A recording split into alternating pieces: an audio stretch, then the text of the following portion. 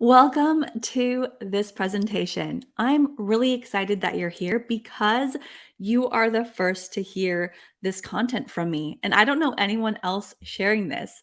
Today, I am covering why I believe that YouTube is better than Instagram as an overall platform for yoga teachers and for growing a yoga business. So, if this topic is a little intriguing to you, make sure that you follow along so that you can hear these reasons and maybe consider using YouTube.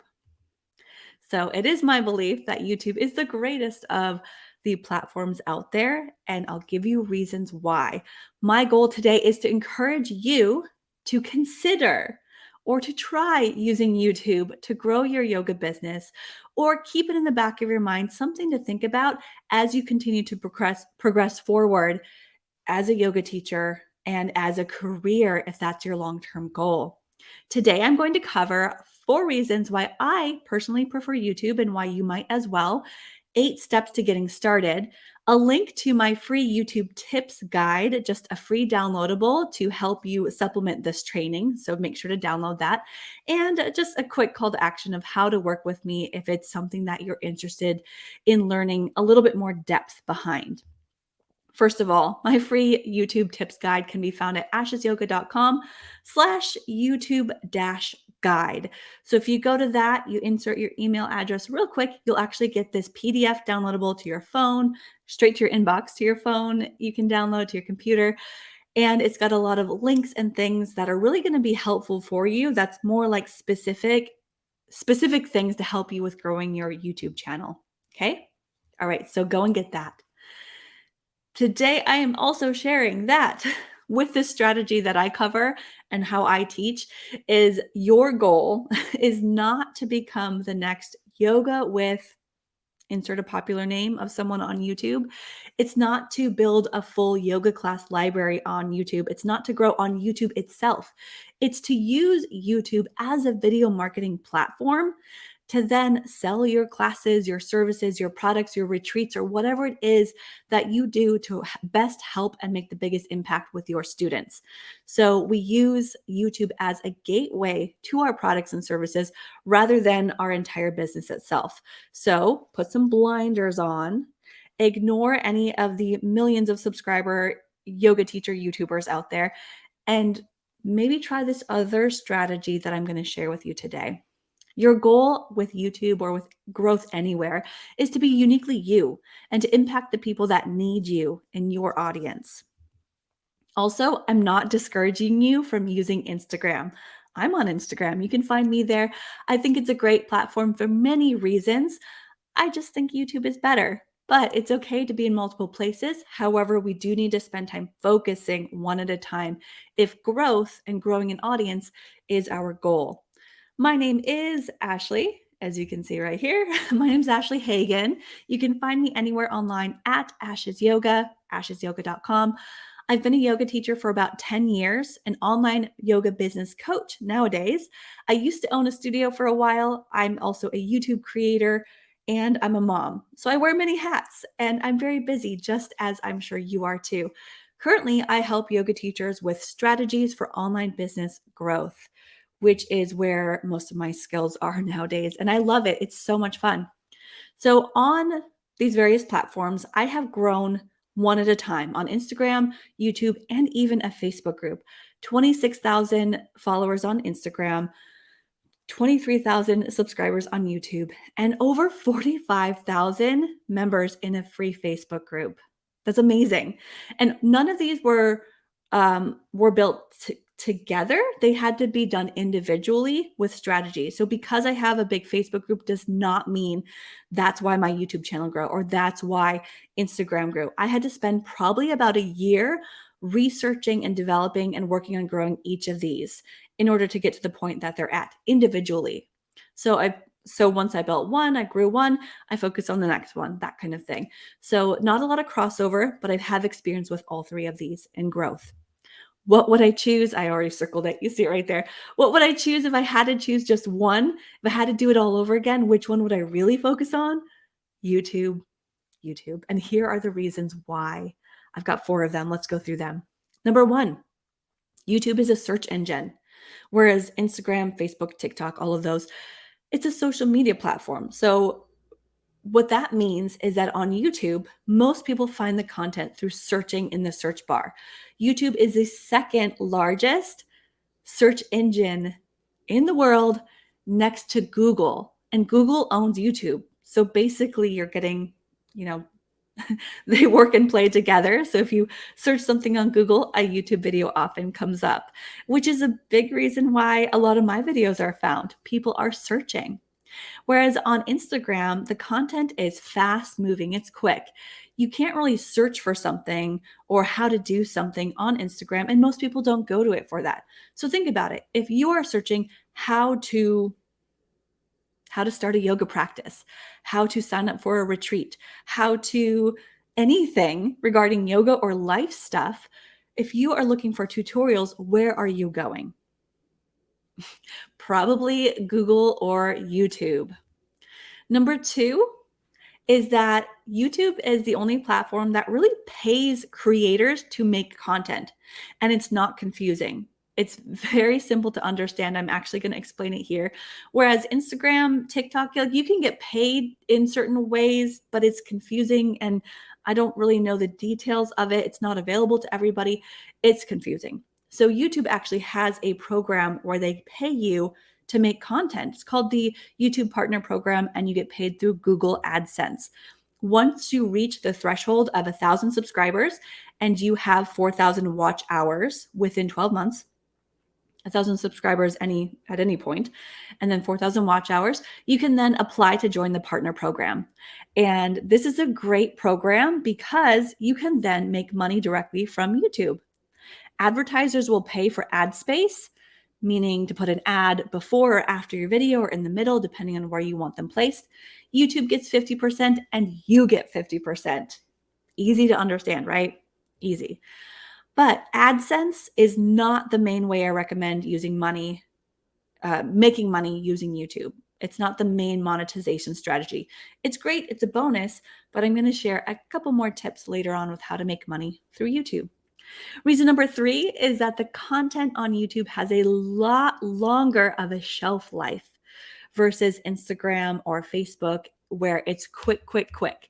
In fact, on Instagram, the recommendation is to repurpose a lot of your content. You have to post over and over and over again and frequently, and a lot of it.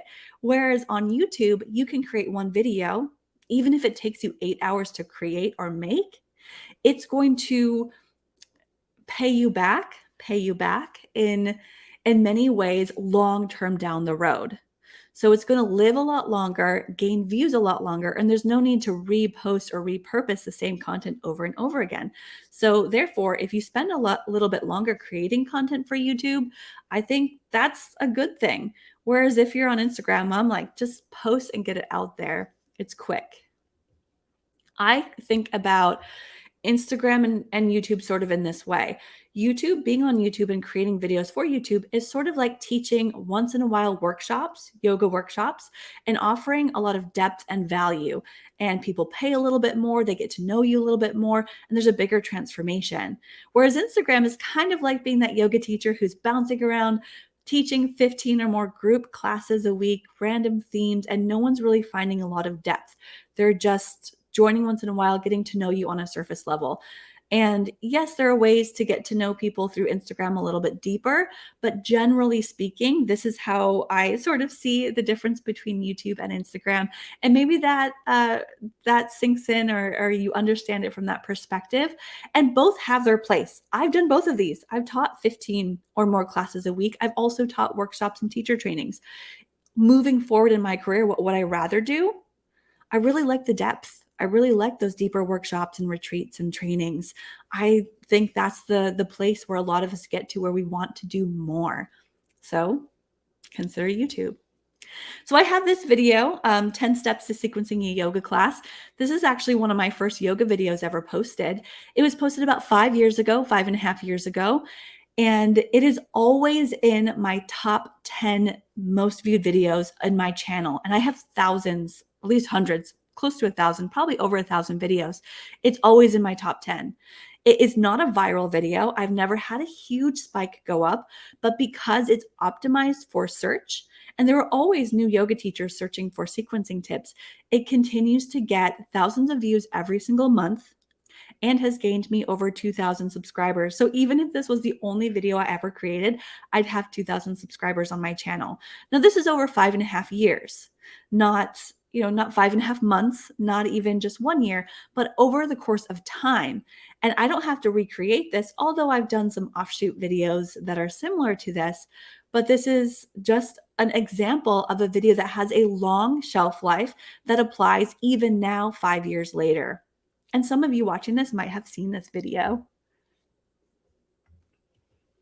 Reason number 4 is that YouTube provides a lot more details in the analytics. If you're looking up, how your videos are performing and how you can best use that data to support you in your business growth. So there's a lot more behind the scenes. If you pull back the curtain in the YouTube studio, you can see so much more. Whereas on Instagram, there's analytics, but they're kind of limited. Same with TikTok and Facebook. There's some stats you can see, but they're not as in-depth. So I really like that in-depth analysis that's provided through YouTube videos.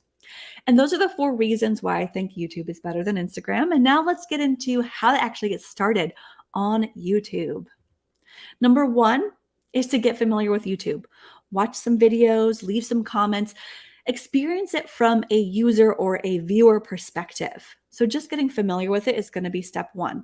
Step 2 is to create your own channel. You need a Gmail account to do that.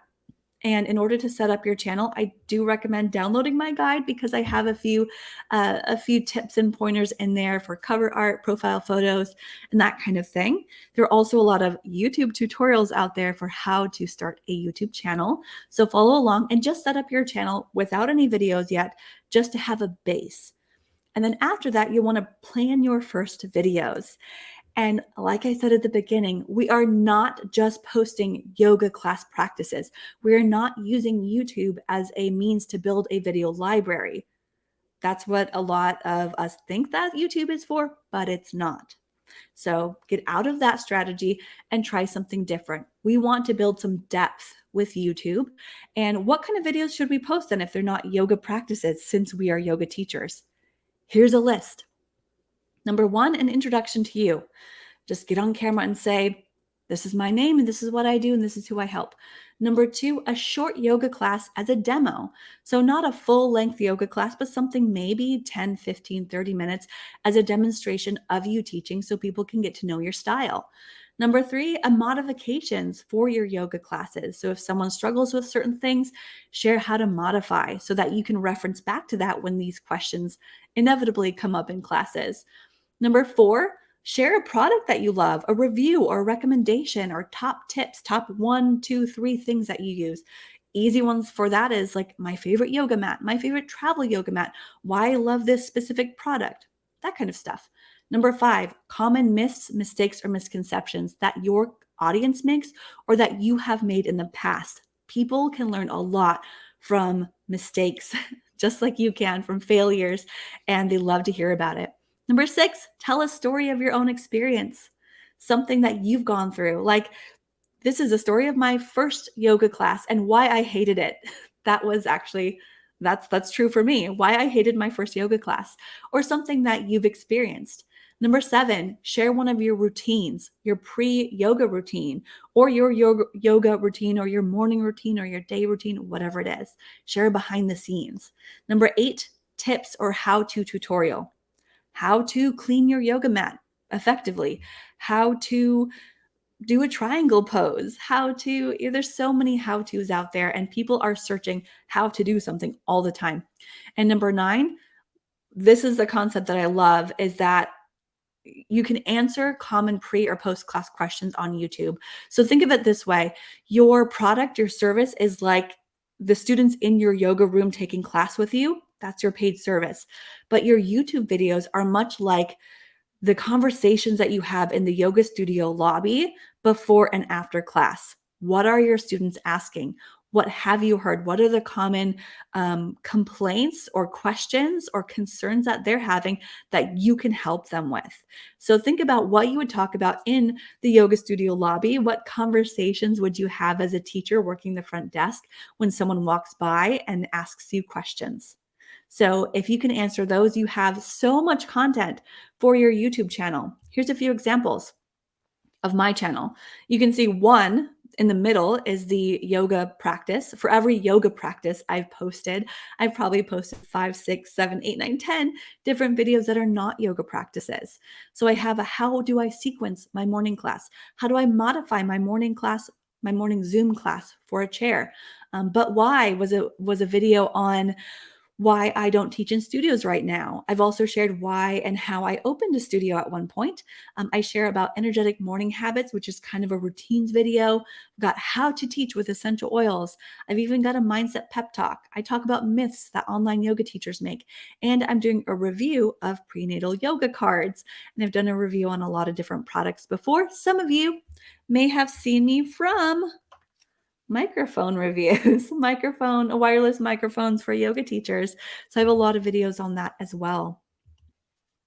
The fourth step is to then create those videos and upload them. And this is where a lot of the questions come in, majority of questions. What equipment do I use? How do I edit? How do I do this? How do I film? How do I gain confidence on camera? That's great. And those are all valid questions. And they're all very easily answered.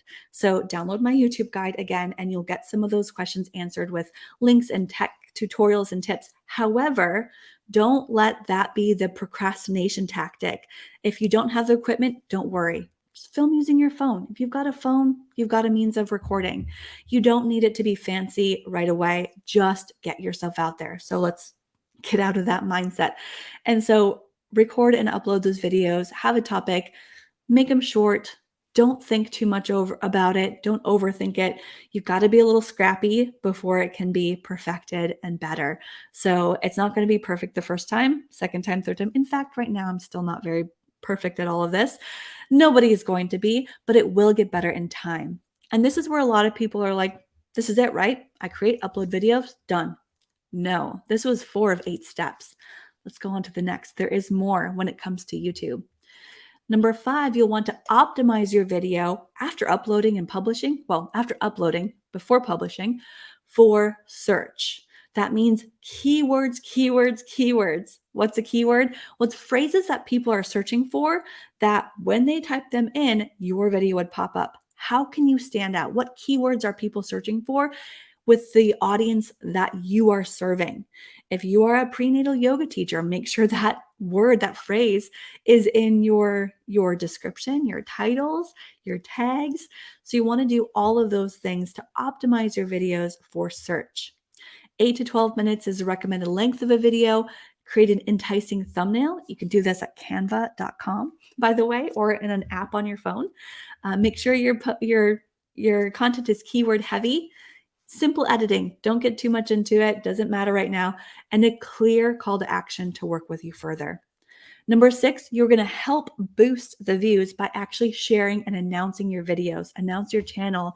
Announce to your email list, Facebook, Instagram, wherever you are. Share your video so that it helps within the first few hours of you uploading or publishing your video.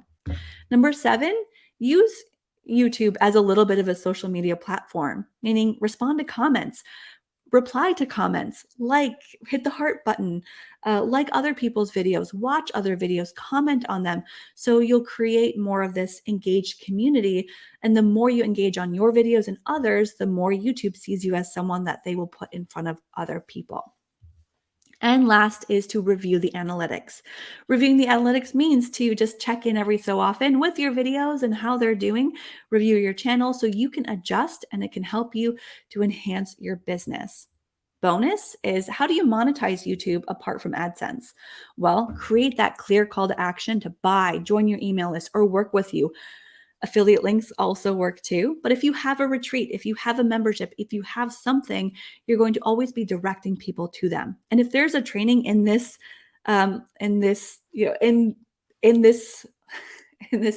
if there's a training here, sorry, I lost my words, that talking about email marketing, combine that with this and you've you've got perfection. Okay. And of course, download my guide as a reminder, ashesyoga.com/YouTube tips. And if you want to work with me further to learn more about my programs, go to ashesyoga.com, where you can learn more of how to work with me one-on-one or in some of my business programs. And that is it. That's our quick overview. Thanks for watching. Why I think that YouTube is better than Instagram and any other social media platform for growing your yoga classes, your yoga teaching, and your yoga business. See you later.